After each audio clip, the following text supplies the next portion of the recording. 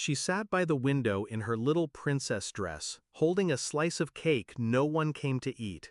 7 candles, 2 balloons, 36 cupcakes I stayed up until 2 a.m. frosting, and not a single knock at the door. Again. No calls, no texts, no last-minute excuses, just silence. From people who call themselves family. I told her maybe they got busy. She nodded, trying to be strong, like me, but I saw her glance at the phone again, hoping it would light up with love. It didn't. So I packed up the extra cupcakes and we delivered them to the women's shelter down the street. Strangers hugged her, called her beautiful, sang louder than blood ever did.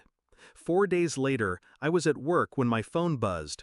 $2,900 withdrawn from your card ending in 0387. I blinked. I don't remember making any large purchases. I don't remember giving anyone permission. Then I remembered, Dad still had access. For emergencies, he'd said. I gave it to him last year when he needed help after surgery. He never gave it back. I called him, no answer. Called my sister, voicemail. Tried Mom, straight to busy. The silence felt familiar this time, so I stopped calling and sent a single message to the group chat. Wait for a call from my lawyer. 10 minutes later, chaos.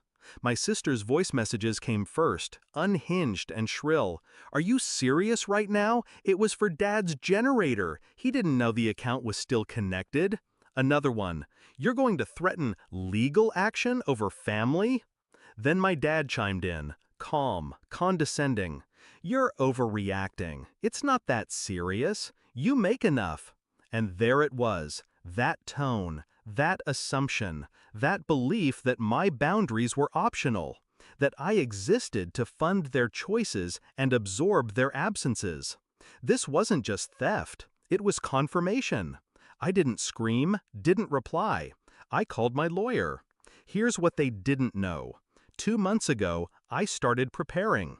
I updated all my account authorizations, filed paperwork to revoke financial permissions, filed a formal fraud watch.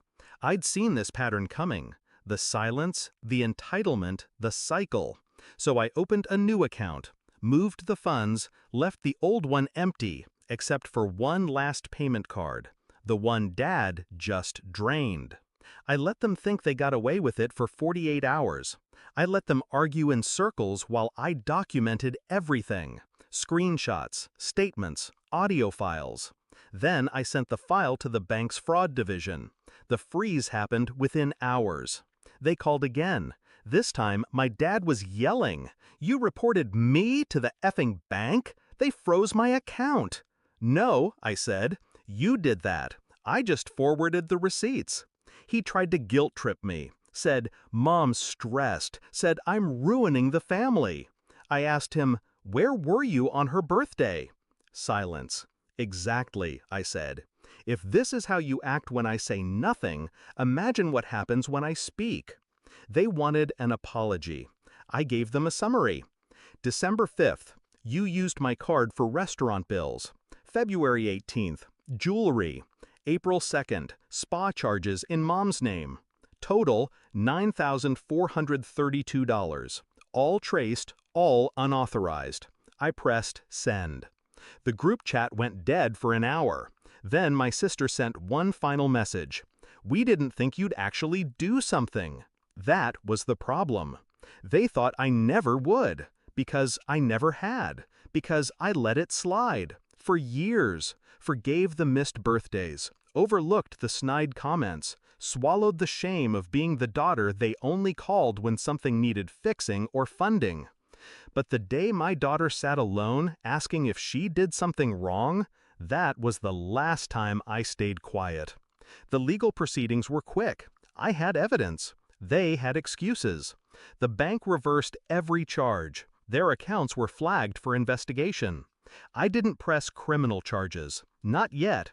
I just made sure they couldn't do it again.